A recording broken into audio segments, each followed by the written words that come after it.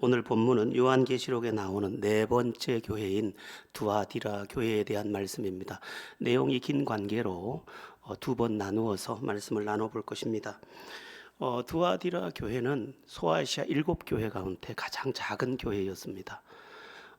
여섯 번째로 등장하는 빌라델비아 교회가 또 작은 능력으로라는 말이 이제 등장하게 되는데, 빌라델비아 교회는 능력 부분에서 작았고 규모 부분에서 가장 작았던 교회는 이 두아디라 교회입니다. 그런데 의미심장하게도 두아디라 교회를 향한 편지가 가장 깁니다. 세상은 유력한 자에게 많은 말을 하고 많은 인사를 하는 데 비해서 우리 하나님의 나라는 가장 약한 자에게 가장 관심을 두며 가장 많은 사랑을 표현하고 있다는 것을 보여주는 예입니다. 우리가 스스로 나는 못났어, 하나님도 나를 사랑하시지 않을 거야, 이렇게 여기며 스스로 자기를 정죄하고 자기를 비하해서 문제가 되는 것이지, 하나님의 사랑은 저 찬란하고 대단해 보이는 그 사람들에게 있거나 의리의리하고 대단한 어떤 무리들 가운데 있는 것이 아니라 그 작은 무리들 가운데 향하여 있었다는 것을 보여주고 있습니다. 문제가 있습니다. 그 문제는 뭐냐 하면, 우리가 작다는, 내가 부족하다는 이유로 하나님께서 나를 사랑하지 않을 것이라고 지레짐작하며 그 하나님을 의지하지 않는다는 것입니다. 성경은 틀림없이 가난한 자, 병든 자, 또 눌린 자, 포로된 자, 그들에게 복음을 전하러 왔다고 주님께서 말씀하심에도 불구하고 나는 못났으니까 주의 은혜도 나는 차별적으로 받을 것처럼 여겨서 주의 은혜의 보좌 앞으로 나가지 않는 이 문제가 심각하다는 것입니다. 그러나 복음서를 자세히 보면 예수님의 구원과 예수님의 사랑은 어디에 다 도착하고 있느냐?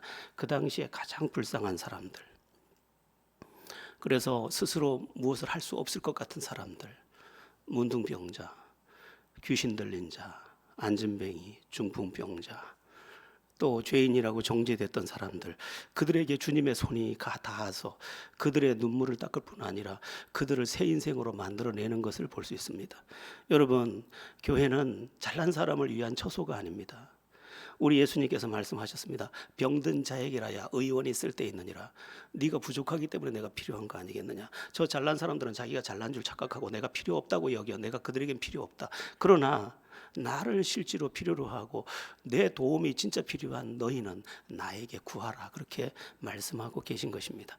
그래서 우리는 내가 못났으면 못났을수록, 부족하면 부족할수록 하나님이 나에게 더 관심이 많다는 것을 알고 그 하나님의 은혜의 보좌를 향해서 더 나아갈 줄 아는 그런 하나님의 사람들이 되어야 하는 것입니다. 신앙생활을 잘하는 비결이 뭐냐? 그 특별한 것 가운데 으뜸이 간절한 것입니다. 그러니까 은혜를 누가 받느냐? 하나님의 그 권능을 누가 받느냐? 하나님의 신령한 세계를 누가 보느냐? 간절한 자, 정말 그 은혜를 사모하는 자, 은혜 없으면 못 삽니다. 그런 간절한 자가 주의 놀라운 예비된 은혜를 만나는가 하면 그 신령한 세계, 이 세상이 이해할 수 없는 깊은 영적 세계를 그가 경험하게 되는 것입니다. 누가 은혜를 못 받느냐? 그냥 믿는 사람, 간절함이 한 번도 없는 사람, 그냥 하나님이 다 해주시겠지, 그냥 막연하게 믿는 사람, 그들은 신령한 세계를 한 번도 보지 못합니다. 지금은 사람들이 기도를 많이 하지 않지만 제가 처음 신앙생활을 시작할 때는 기도를 안 하는 사람이 거의 없을 만큼 전부 매달려 기도했습니다. 그 당시에 제가 처음 출석하던 교회는 한 150명 정도, 150명 정도 성도들이 출석하는 교회였는데 새벽 기도를 몇 명 나오느냐? 1년 내내 안 빠지고 나오는 사람이 80명, 90명. 그럼 얼마나 기도를 하느냐? 해가 뜰 때까지. 그 당시 새벽 기도는 대체로 새벽 4시, 4시 반, 그때 모여서 해가 뜰 때까지 기도. 그러니까 신령한 은사들이 많았습니다. 체험이 많았습니다. 간증이 많았습니다. 기적이 많았습니다. 병고침이 많았습니다. 은사가 많았습니다. 능력이 많았습니다.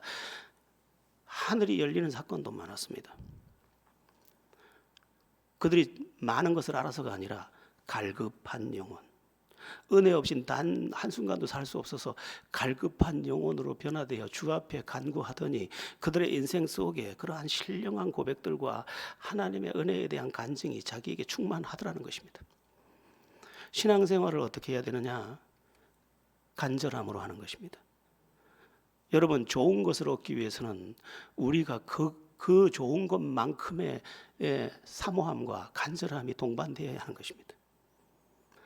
그런데 귀하고 높고 깊고 완전한 그것을 향하여 우리가 가지 않고 있다면 우리는 그 입구에서 서성거리다가 마는 그런 존재가 되고 말 것입니다.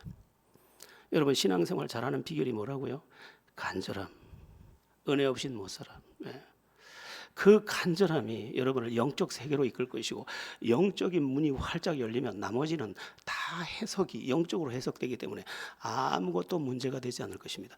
영적으로 충만하기 때문에 해석이 전혀 달라지는 것입니다. 긍정의 눈이 열리고 사랑의 눈이 열리고 자신감이 오고, 기력이 내 이 밑에 뿌리서부터 솟구쳐 올라오는 것을 내가 보게 되는 것입니다. 여러분, 못났다고 스스로 원망하고 넘어지지 마시고 주님의 은혜를 향해 간절한 자가 되십시오. 세례 요한의 때로부터 천국은 침노를 당하느니 천국은 침노하는 자의 것이니라. 그거 주세요, 나에게 주세요, 그건 나에게 달라고요.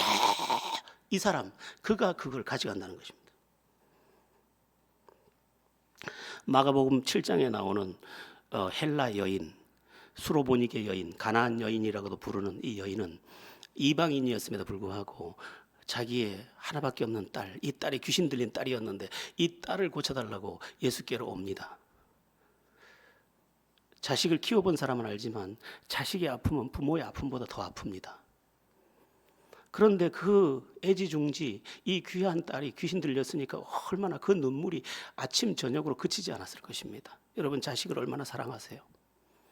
그런데 사실은 이방인의 때가 아직 오지 않았습니다. 이방인의 때는 언제냐면 예수님께서 십자가에 죽으시고 부활하시고 승천하셔서 성령을 보내실 때입니다. 그래서 사도행전 1장 8절에 보면 성령이 너희에게 임하시면 너희가 권능을 받고 예루살렘과 온 유대와 사마리아와 땅끝까지 이르러 내 증인이 되리라, 이렇게 말씀하시는데 언제부터 이방인에게 은혜가 미치느냐? 성령이 임하는 그 시점부터입니다. 그러니까 예수님께서 아직까지 이방인에게까지 복음의 혜택을 주지 않았는데 이 헬라 여인은 그런 거 모릅니다. 단 한 가지 아는 것은 주님이 주시면 이 아이가 고침받습니다. 주님이 임하시면 이 아이는 새롭게 됩니다. 그거 하나만 압니다. 그러므로 가서 간절하게 부탁을 하는 겁니다. 주여, 내 딸을 고쳐주소서. 예수님께서 자녀의 떡을 취하여 개들에게 주며 합당하지 않다. 이방인들의 계절이 아직 오지 않았다는 것입니다. 그러나 이 여인은 뭐라고 말합니까? 주여, 개도 주인의 밥상에서 떨어진 부스러기를 먹나이다. 부스러기라도 줬사오니 주십시오. 그거라도 좋으니까 주십시오. 제발 주십시오. 제발 주십시오. 그랬더니 예수님께서 딸아, 내 믿음이 크도다. 내 믿음대로 될지어다 하니까 이 딸이 고침을 받고 딸도 고침받고 자기도 자유를 얻고 이제 주님까지 만나서 모든 인생에 대한 의문까지 다 해결받는 놀라운 기적 앞에 서 있더라는 것입니다. 우리의 문제는 뭐냐? 주님을 앞에 두고도 그분에 대해 간절하지 않다는 것입니다. 돈은 당장 필요하니까 돈에 대해서는 목이 말라 죽을 듯 하면서도 주님은 곁에 두고도 별 필요가 없는 듯 여기면서 그분을 한 번도 뒤 흔들어 보지 않는 그런 우리의 안타까움이 우리에게 있다는 것입니다. 여러분, 신앙생활은 간절함이 동반되어야 합니다. 그리고 또 한 가지, 신앙생활을 잘하는 비결이 뭐냐? 꾸준함입니다. 꾸준함. 오늘 좋다고 웃고 오늘 슬프다고 낙심하고 이건 신앙생활이 아닙니다. 합력하여 선을 이루실 주님임을 믿기 때문에 안 될 때도 믿는 거고 잘 될 때도 겸손하게 주를 의지하는 것입니다. 그 꾸준함은 틀림없이 승리에 이릅니다. 왜냐하면 하나님 살아계신 게 사실이기 때문입니다. 하나님이 살아계신 것이 사실이다. 그러므로 나는 끝까지 믿는다. 잘 돼도 믿고 안 돼도 믿고 어떤 경우도 나는 주를 신뢰한다. 이 꾸준함이 있는 그 사람, 그는 반드시 하나님의 정한 때에 하나님의 승리를 보게 됩니다. 우리나라의 유명한 예능 PD 가운데 김태호, 나영석 아주 유명하죠. 그런데 이 PD들을 면접 시험을 치르고 뽑은 이전 세대의 PD가 있었는데 그 PD 분이 자기가 신입 PD, 신입 사원을 뽑을 때 한 가지 안 본 게 있답니다. 그게 뭐냐면 학력을 안 봤답니다. 흔히 말하는 서울대 나왔냐, 연세대 나왔냐, 고려대 나왔냐 이거 안 봤다는 거예요. 그냥 재능이 있어 보이고 이 일에 뭔가 할 것 같은 사람들을 쭉 뽑았답니다. 그랬는데 나중에 세월이 지나서 두각을 드러내는 사람들을 보니까 다 명문대 출신들이라는 거예요. 참 이상하다. 예능은 공부와 별로 상관이 없어 보이는데 왜 이 사람들이 승리하지? 왜 이 사람들이 두각을 드러내지? 그래서 보니까 공부를 하던 사람은 공부를 해야 한다고 여기면 꾸준하게 공부를 하던 그 근성이 그 안에 있더라는 거예요. 방송을 하나 출연을 시켜놓고 안 돼도 그걸 업그레이드 시켜서 또 하고 안 돼도 업그레이드 시켜서 또 하고 꾸준하게 도전하고 꾸준하게 해내더라는 거예요. 우리 나영석 PD가 이제 입문하게 되는 1박 2일 같은 거 예전에 강호동 뭐 나오면 전부 과학적이고 음식 갖다 놓고 뭐 게임하고 너무 마음의 상처도 줬지 않습니까? 그런데 그렇게 두지 않고 그걸 계속 업그레이드 해 나가면서 그것을 작품으로 만들어내더라는 거지. 꾸준함의 힘은 굉장히 강한 것입니다. 그러면 우리가 진리를 앞에 두고 살아계신 하나님을 앞에 두고 우리가 꾸준하지 않으면 결코 정복하지 못할 그곳을 꾸준한 믿음 때문에 근성 있는 믿음 때문에 결국 정복할 수 있다면 우리가 어찌 꾸준함을 포기하겠습니까? 어디 가서 한마디 들으면은 낙심이 돼가지고 예수를 내팽개 쳐버리고 어디 가서 한마디 들으면은 그만 시험에 들어버리고 이거는 승리할 신앙이 전혀 아니라는 것이죠. 시험거리는 누구에게나 있는 것입니다. 낙심할 이유는 누구에게든지 있는 것입니다. 그런데 그렇게 낙심하지 않고 꾸준하게 믿는 것입니다. 이삭처럼, 요셉처럼, 다니엘처럼, 다윗처럼, 우리 믿음의 모든 선진들처럼 죽을 것 같은데도 믿는 거예요. 믿는 거. 그랬더니 그들이 전부 승리의 자리에 서더라는 거예요. 여러분, 내가 못났기 때문에 은혜를 못 받는 게 아니에요. 내가 못났기 때문에 실패하는 것도 아니에요. 내가 주님을 진짜 붙잡는 간절함이 없기 때문에 우리가 그 은혜 안에 있지 못한 것이고 우리의 믿음이 꾸준하지 않기 때문에 그 은혜 안에 있지 못한 거예요. 하나님의 사랑이 우리에게 미치지 않아서가 아니에요. 여기 두아디라 교회를 향해서 주님께서 쓴 편지가 가장 길다니까요. 가장 초라해 보이는 가장 작은 교회에 가장 긴 편지를 보냈어요. 지난주에도 잠시 말씀드렸지만 크고 작은 것이 주님께 중요한 게 아니에요. 그 중심, 그 안에 뭐가 있느냐가 더 중요한 거예요. 여러분, 우리나라 최초 선교사가 누군지 아시죠? 토마스 선교사예요. 영국에서 왔어요. 근데 영국 변방의 작은 교회 100명도 채 안 되는 교회에서 파송한 선교사예요.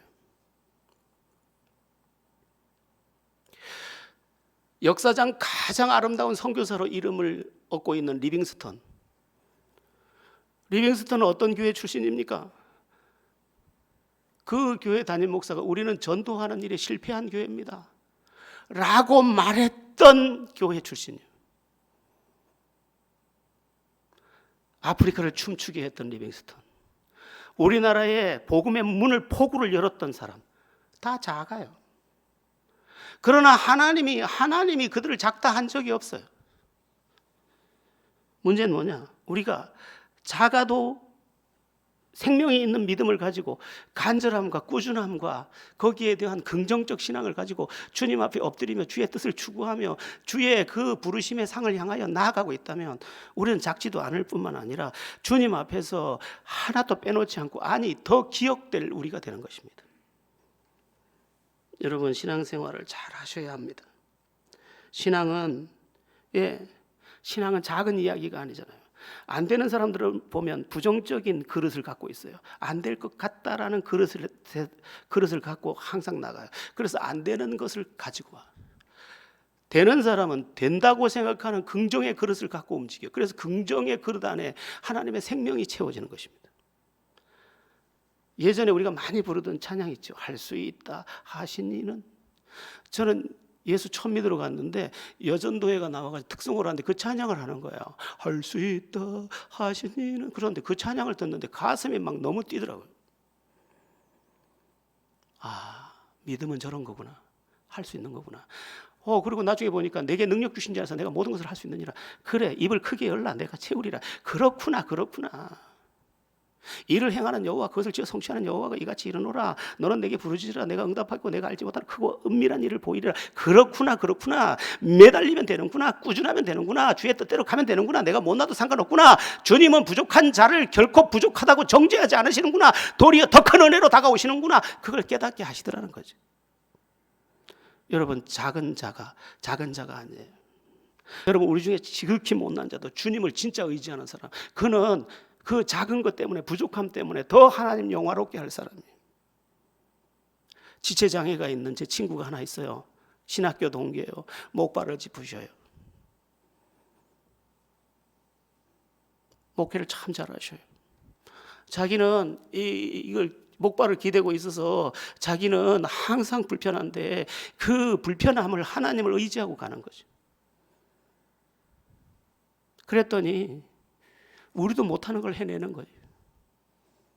멀쩡하다고 다 멀쩡한 게 아니에요. 부족해도 부족한 게 아니에요. 그가 주님을 진짜 의지하고 있다면 부족함 때문에 그는 승리할 사람이에요. 멀쩡해도 멀쩡함 때문에 주님을 의지하지 않으면, 주님을 의지하지 않는 멀쩡함 때문에 그는 도리어 아무것도 아닌 거예요. 그래서 저 유명한 어떤 목사님, 약점도 아름다워라. 내게 약점이 너무 많아. 그런데 그 약점 때문에 내가 아름다워. 왜? 내가 약할 때 곧 강함이라. 내가 그것을 감당할 수 없어서 주를 의지했더니 주님이 하시는 그것 때문에 오히려 강점이 되더라는 거예요. 여러분, 우리가 신앙생활하는 좋은 요소 중에 하나도 상처라는 게 있습니다. 상처를 받았기 때문에 그 아픔을 가지고 주님을 붙잡을 수도 있는 거예요. 상처가 무조건 나쁜 것 같죠? 그렇지도 않아요. 주님을 의지하지 않는 강팍한 이 시대, 메마른 이 시대, 주님을 인정하지 않는, 입술로는 인정하지만 행위로는 부인하는 우리의 문제가 심각할 뿐이에요. 우리의 믿음을 다시, 나는 정말 못났어요. 난 정말 부족해요. 어떻게 이렇게 못나게 만드셨나요? 그러나 못난 그게 오히려 하나님의 능력으로 채워질 빈 공간이라는 거지. 두아디라 교회를 향한 긴 편지가, 저는 마음이 너무 뜨거워져요. 나를 향해서도 긴 편지를 보내셨겠구나. 나를 향해서도 더 많이 말씀하시겠구나. 여러분, 두 자식이 있다고 생각해봐요. 하나는 멀쩡해요. 하나는 장애가 있어요. 엄마는 누구에게 더 긴 편지를 보내겠어요? 우리는 나를 향한 주님의 사랑의 긴 편지를 항상 이해해야 해요. 그리고 그것에 거룩하게, 아름답게, 또 사모함으로, 또한 꾸준함으로 반응해야 해요. 그게 주의 은혜 안에서 부족한 중에 찬송할 이유가 될 것입니다. 잘 깨닫기를 바랍니다. 자, 이제 본문으로 들어가 보겠습니다. 18절인데요. 18절 우리 같이 한번 다시 읽어보겠습니다. 시작. 두아디라 교회 사자에게 편지하라. 그 눈이 불꽃 같고 그 발이 빛난 주석과 같은 하나님의 아들이 이르시되. 아멘. 편지를 보낸 주님이 어떤 분이신지 먼저 소개하고 있는데, 그 눈이 불꽃 같고 그 발이 빛난 주석 같다. 눈이 불꽃 같다는 것은 꿰뚫어 보는 눈, 아무도 그 눈 앞에 피할 것이 없는 눈을 말해요. 제가 한번 이야기했죠. 저는 신비한 눈을 2번 체험했다고. 두 분 다 돌아가시기 직전의 눈이었어요. 저랑 같이 신학을 하던 최전도사라는 사람이 이제 죽기 전에 제가 갔어요. 가서 그 눈을 봤는데 도무지 1분 이상 볼 수가 없어요. 제가 내노라 하는 큰 죄가 있는 건 아니지만 그 눈을 볼 때 그 눈은 제 전체를 스캔하고 있었어요. 그리고 그 눈앞에 너무 부끄러워서 어디 숨을 자리를 찾고 싶었어요. 주님의 눈은 얼마나 정결한지 그 눈앞에서 감춰질 수 있는 게 아무것도 없어요. 이렇게 말하고 싶었어요. 그 눈을 볼 때 저는, 그래요, 맞아요, 전 죄인입니다. 그래요, 맞아요, 저는 더러운 사람입니다. 그렇게 말하고 싶어졌어요. 왜냐하면 그 눈앞에 나의 수치가 낱낱이 드러나는데 그걸 감출 용기조차 나지 않았어요. 드러난 죄는 아무것도 없지만 내 양심이 말해주고 있었고 내 영이 말해주고 있었어요. 그런데 지금 이 불꽃 같은 눈으로 지금 두아디라를 교회를 보고 계시고 소아시아 7교회를 보고 계시고, 즉 각 성도들의 생활과 삶과 그 마음과 생각까지 다 꿰뚫고 보고 계셨다는 거예요. 여러분, 주님의 눈은요, 우리가 지금 생각할 때 아이고 하나님 앞에 가면 뭐 하나님이 다 그냥 뭐 봐주시지, 그게 아니에요. 하나님은 어쩌면 아무 말도 안 하실지 몰라요. 주님은 심판대 백보자 심판에 앉아서 아무 말씀도 안 하실지 몰라요. 그 눈을 보는 순간 우리가 다 직고하리라. 성경에 직고하리라. 곧바로 내 죄를 자기가 잊어먹었던 것까지, 생각의 죄까지, 마음의 죄까지 다 토설하고 말 거예요. 왜냐하면 그 빛은 그렇게 아주 불꽃 같아요. 이건 피할 수 없어요. 여러분들이 그런 눈을 한번 경험했으면 참 좋겠어요. 근데 그 발은 어떠냐? 빛난 주석과 같다, 이렇게 되어 있어요. 빛난 주석, 발이. 빛난 주석은 뭐를 밟아도 다 부서질 발이에요. 이 말은 이런 말이에요. 정확하게 보고 그 본 것 안에서 선악간에 심판하실 이가 이르시되. 주님은 정확히 보고 계세요. 여러분들이 오늘 작은 소자 하나에게 냉수 한 그릇도 상을 잃지 않을 거예요. 왜냐하면 주님께서 다 보셨기 때문에. 여러분들이 마음으로 시기한 것도 다 보셨어요. 그 정죄될 겁니다. 여러분들이 올라오는 길에 휴지 한 조각을 보고 예배당에 있는 휴지 조각이 마음에 걸려서 쓸어 담은 것도 주님이 다 보셨을 거예요. 못 본 척 한 것도 다 보셨을 거예요. 하나도 놓칠 수 없어요. 주님의 눈에는. 여러분, 요즘에 서울 시내고 부산 시내고 이 전부 CCTV 이 카메라가 있어서 어디 가든 다 보여요. 그런데 이 세상을 만드신 그 완전한 눈이 하나를 놓치겠어요? 절대 놓칠 수 없어요. 제가 내비게이션 그 카드를 장착해서, 내비게이션이 아니고 그 뭐라 그래요? 프리패스. 하이패스를 지나갈 때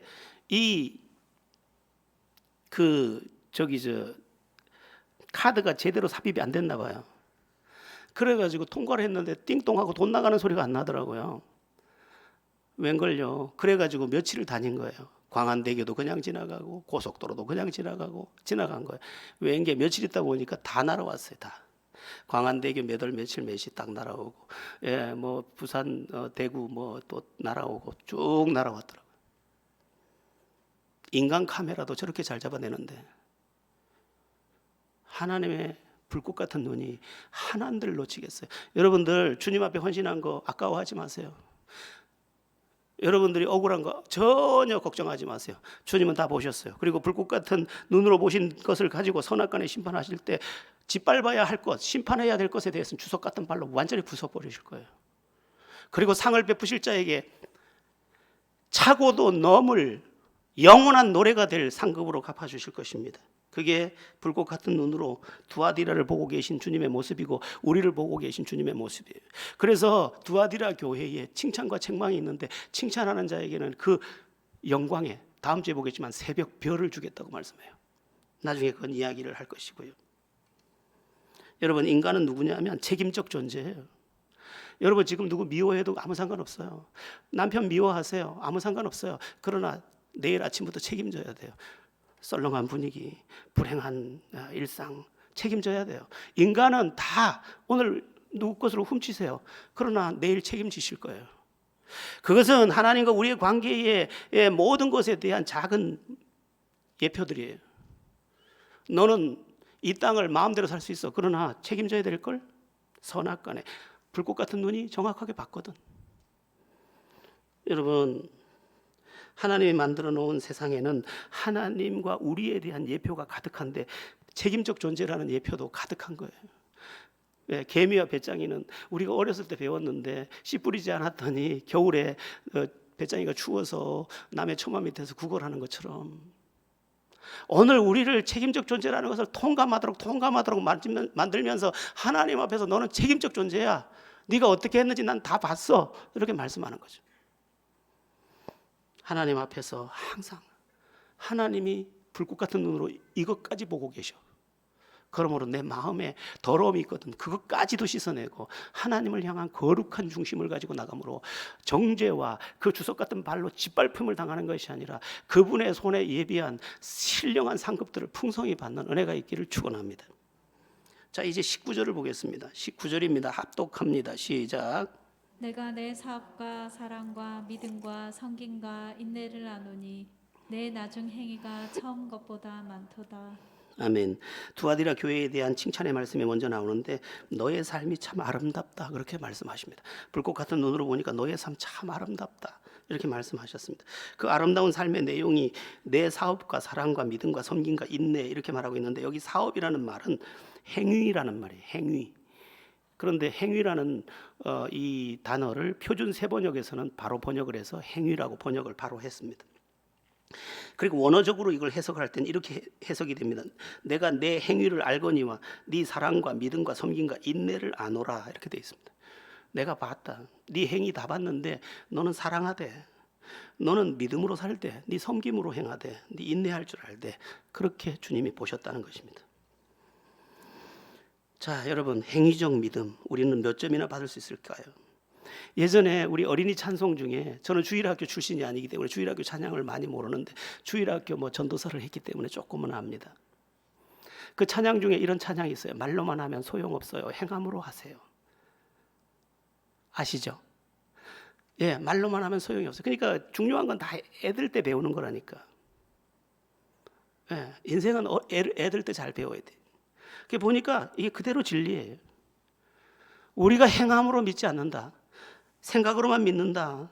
마음으로만 믿는다. 입술로만 믿는다. 의미가 없다는 거죠. 여러분 행하는 믿음이 가장 강력합니다. 왜냐하면 결과를 보기 때문입니다. 행하는 믿음만 결과를 보는 거예요. 내가 행하지 않으면 결과를 볼 수 없어요. 네, 어렸을 적에 저는 할머니 영향을 참 많이 받았습니다. 할머니가 이런 말을 훈장집 딸이었기 때문에 문자를 참 많이 쓰셨는데 제가 이제 거기 소금 좀 넣어 이렇게 말하면 부뚜막에 있는데 그러면 할머니가 하시던 말씀 부뚜막에 소금도 넣어야 짜단다. 알고 있으면 뭐하니? 그 쉬운 것도 그 단순한 것도 네가 손으로 진짜 행동하지 않고는 짠맛을 볼 수 없겠구나. 우리 속담이죠. 부뚜막에 소금도 넣어야 짜죠. 여러분 진리의 말씀이 우리의 마음에 있고 우리의 생각에 있고 우리의 기억에 있고 우리의 모든 가르침의 모든 영역 안에서 우리가 충만히 가졌다 하더라도 그것이 행동화되지 못하면 우리의 신앙은 아무것도 아니에요. 그런데 여기 두아디라 교회 성도들은 배운 대로 그 어려운 중에 사랑을 행할 줄 알았구나, 믿음으로 살 줄 알았구나, 섬길 줄 알았구나, 참을 줄 알았구나. 너희들의 행위 참 귀하다. 너희들은 행함으로 믿고 있어. 그러므로 칭찬할 만해. 그렇게 말씀하는 것입니다. 여러분 아브라함의 이야기도 보면 뭐죠? 그는 행함으로 믿잖아요. 물론 그가 의롭게 된 것은 저를 믿음으로 의롭다함을 받았다라고 되어 있지만 그의 진짜 승리와 영광은 어디에서 옵니까? 행함.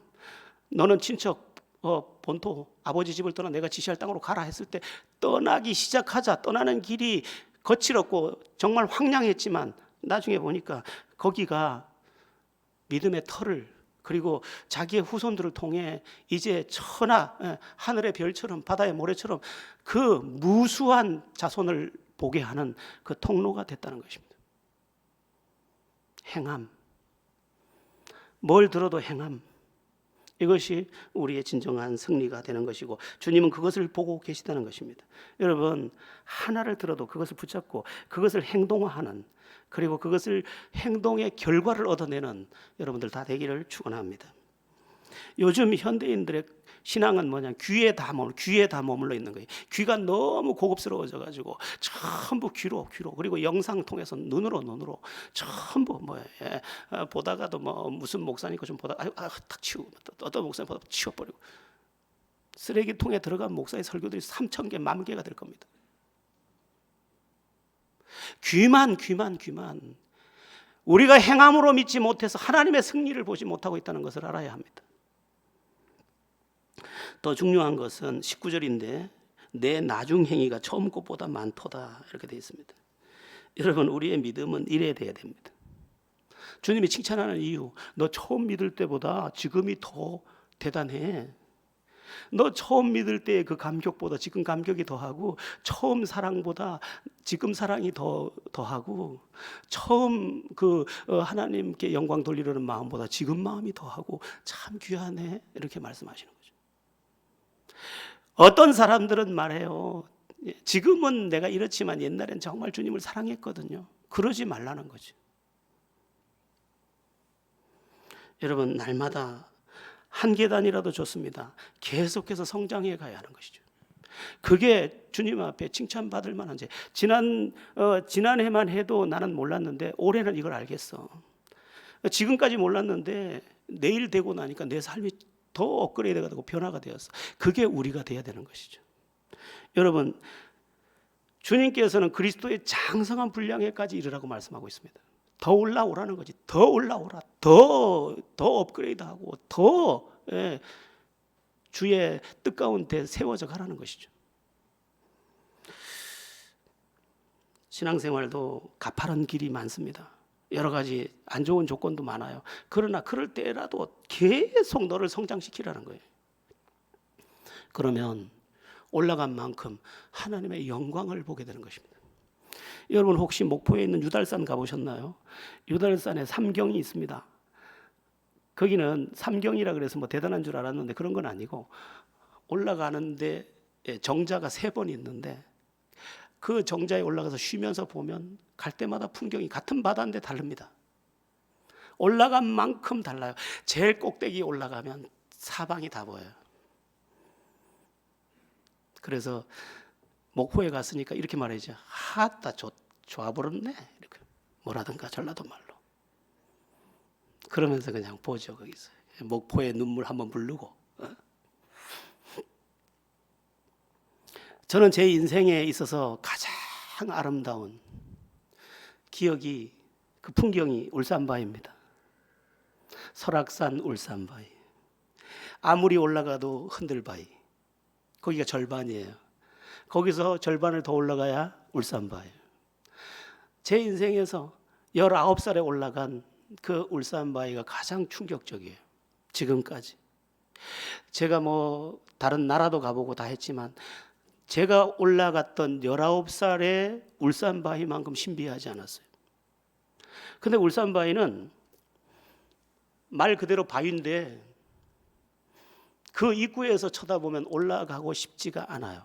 왜냐하면 너무 가팔라요.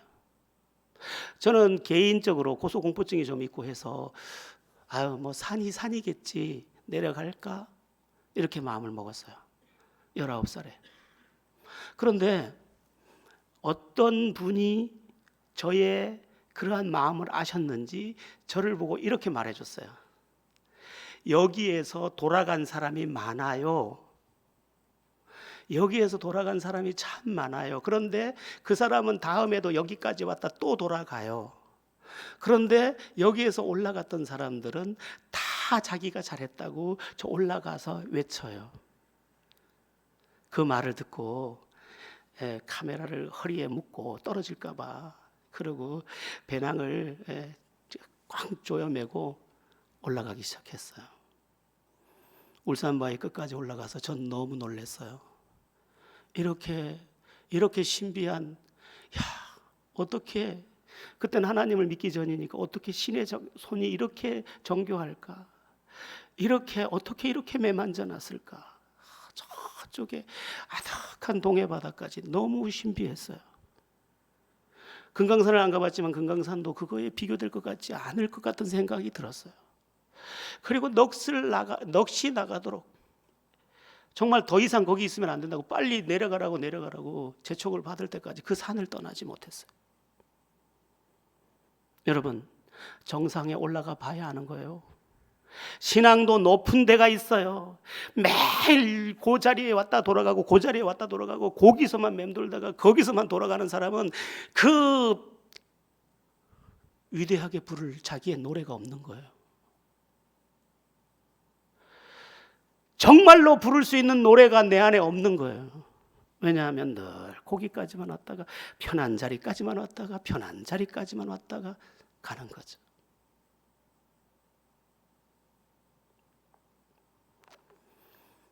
여러분, 가팔라 보이죠? 믿음의 삶이 거칠어 보이죠? 그래도 올라서세요. 한 계단씩 한 계단씩. 그러면 우리가 정복한 그곳에서 비교할 수 없는, 이래서 세상과 비교할 수 없다고 하는구나, 이래서 은혜라고 하는구나, 이래서 믿음이 가장 축복이라고 말하는구나 알게 되는 것이죠.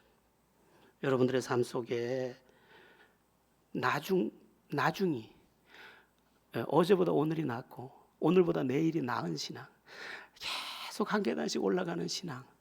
그래서 축복의 노래를 부르는 여러분들 되기 축원합니다. 자, 이제 20절 보겠습니다. 20절입니다. 합독합니다. 시작. 그러나 내게 책망할 일이 있노라. 자칭 선지자라 하는 여자 이세벨을 내가 용납함이니 그가 내 종들을 가르쳐 꿰어 행음하게 하고 우상의 제물을 먹게 하는도다. 아멘. 시간을 보니까 여기 20절까지만 해야 될 것 같아요. 20절은 두아디라 교회가 책망받는 내용인데 왜 책망을 받습니까? 자칭 선지자라 하는 여자 이세벨을 용납한 것 때문입니다. 이세벨이라는 그 자칭 선지자라는 여자가 뭘 했습니까? 주님의 종들을 가르쳐 꿰어 행음하게 하고 우상의 제물을 먹게 하는데 그것을 방치하거나 그것에 동참하는 사람들이 있었다는 것입니다. 여기서 먼저 알아야 될 게 있습니다. 그게 뭐냐면 두아디라 지역의 그 당시의 형편입니다. 이 두아디라 지역에는 염색업이 많이 이렇게 천을 염색하는 염색업이 많이 발달되어 있었습니다. 루디아 그 바울을 도와서 빌립보 교회를 세웠던 루디아가 바로 이 두아디라 출신의 여자죠. 그리고 이곳에는 가죽 세공업이 굉장히 발전되어 있던, 그리고 구리 세공이 굉장히 발달되어 있던 산업 도시입니다. 그러니까 이 그 염색업과 이 가죽 또 이 구리 이런 것들을 통한 산업을 발전시키기 위해서 길드라고 하는 노동조합이 결성되어 있었습니다. 그러니까 지금도 유럽이나 이런 데 가면 그 길드라는 노동조합이 지금도 현존하는데 이 성경이 기록될 당시와는 다르지만 다른 형태의 조합이 아직도 있습니다. 그런데 이 두아디라 이 길드라고 하는 노동조합에 가입하는 가입 절차가 문제였습니다. 그게 뭐냐면 어떻게 하냐면 우선 우상에게 절을 해야 합니다. 두 번째 뭐냐면 뒤풀이를 하는데 음행을 하는 것입니다.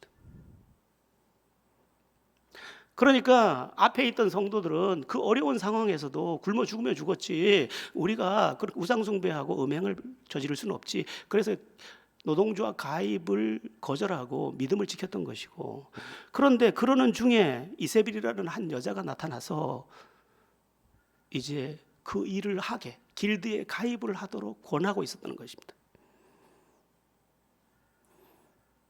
자, 이 이세벨이라는 여자는 진짜 이름이 이세벨이 아닐 것으로 추측됩니다. 열왕기 상에 나오는 이스라엘을 타락시켰던 아합 왕의 부인 이세벨을 인용한 것처럼 보입니다.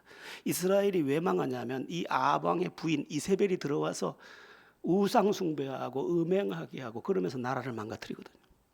그러니까 이 두아디라 교회도 이제 그렇게 될 수 있는 상황을 만든 사람이 나타났는데 어떤 여자라는 거예요. 그래서 그 여자의 별명을 하나님께서 이세벨이다 이렇게 붙여준 것이죠. 그럼 이 이세벨이라는 여자의 말이 왜 통했을까? 지금 상황과 똑같습니다. 이 여자의 이야기가 이런 것입니다. 여러분 성도들이요, 믿음도 좋고 거룩함도 좋지만 먹고 살기는 해야 되지 않습니까? 여러분은 믿음이 있어서 굶는다 합시다. 여러분 자녀들 뒷바라진 뭘로 할 겁니까? 우리가 온 마음으로 우상을 숭배하는 것도 아니고 온 마음으로 음행을 저지르는 것도 아니고 먹고 살기 위해서 어쩔 수 없이 지금 길드에 가입하는 것인데 그게 뭐가 문제입니까? 하나님도 우리 형편 다 아십니다. 그렇게 가르쳤다는 거예요. 여러분, 순교는 목숨만 내놓는 게 아니에요, 사실은. 제가 이야기했죠.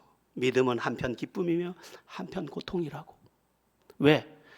은혜를 받으니 내 영이 기뻐요. 내 안에 생수의 강이 흘러요. 내 안에 불타는 하나님 나라를 향한 열정이 나의 심장 가운데 뛰고 있는 것을 봐요. 그런데 죄와 타협할 수 없어서 손해를 보기도 해야 해요. 순교는 목숨만 내놓는 거면 쉽죠.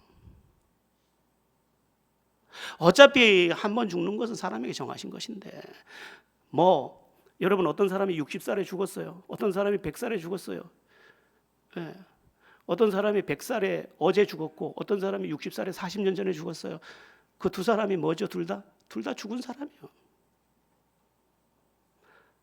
살아있는 동안은 그 1년, 2년, 10년, 1년 그 길이가 엄청난 것 같지만 죽으면 죽은 사람이야, 그냥.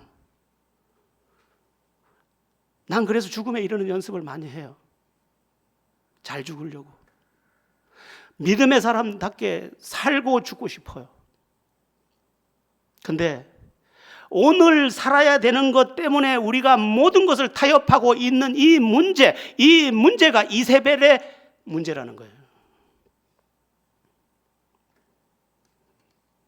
지금 큰일이 났어요. 주일 성수가 타협이 되고 우리의 그 기본적인 신앙생활의 패턴이 다 타협이 되고, 이것은요, 이세벨이 침투한 거예요. 여러분, 알아야 될 게 하나 있어요. 그게 뭐냐면 우리가 꼭 부자여서 아름다운 게 아니라는 거예요. 우리가 가난한데 사랑이 있어, 믿음이 있어, 섬김이 있어, 인내할 줄 알아. 그러면 그게 아름다운 거예요. 사람들이 이렇게 말할 거예요. 참, 저 사람은 가난한데 어떻게 저렇게 아름답지? 아니, 글쎄, 가방을 들고 다니는데 들고 다닐 게 없어가지고 프랭카드 그거 프랭카드 미싱 박아가지고 들고 다니는데 저렇게 예뻐, 저 사람은? 여러분, 넘치도록 가졌다고 해서 채워지는 것도 아니에요. 연예인들이 왜 마약에까지 손을 대는지 아세요? 더한 자극을 찾다가 결국은 거기까지 가는 거예요. 여러분, 된장찌개 하나로 만족해야지 그 위에 무엇을 자꾸 가다 보면 아무것도 입맛에 안 맞는다고요. 인간은 채워지지 않아요. 그냥 감사로 받으면 거기가 만족인 거예요. 여러분, 우리는 너무 많은 자기가 정당한 척 이야기해요.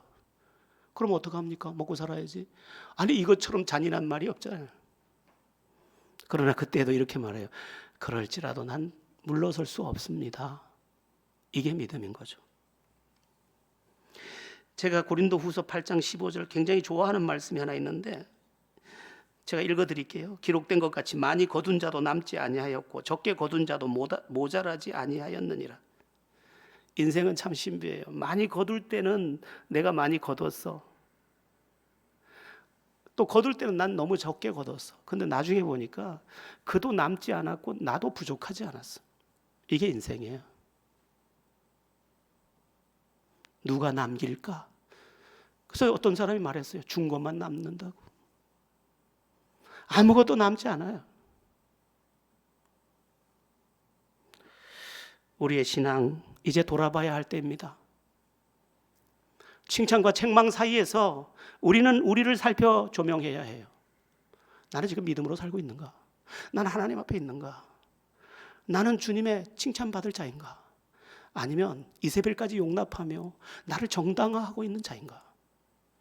우리의 신앙을 재점검하고 믿음으로 살고 믿음으로 죽겠노라. 그리고 내가 혹 가난하다면 가난함조차도 나의 그들과 차별된 가난 중에도 찬송하는 아름다운 삶으로 하나님께 영광을 돌리겠노라. 그렇게 고백하고 그 승리의 깃발을 흔드는, 그래서 이 시대 가운데 경종을 울리는 제자 가족들 다 되시기를 예수의 이름으로 축원합니다.